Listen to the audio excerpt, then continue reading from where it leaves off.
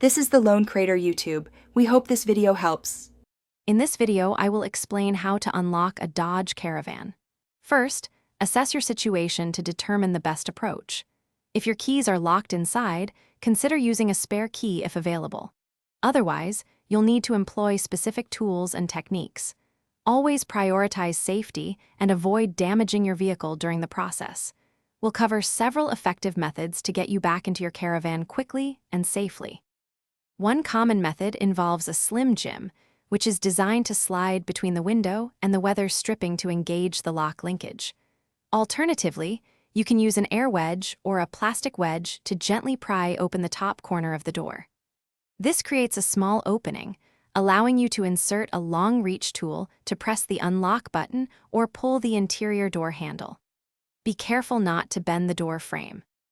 If the previous methods aren't suitable, a straightened coat hanger can sometimes be maneuvered to hook the interior lock button or door handle. For certain older Dodge Caravan models, you might find an accessible latch through the trunk or rear hatch, though this is less common now. Remember, if you're uncomfortable attempting these methods, calling a professional locksmith is always the safest and most reliable option to avoid any damage.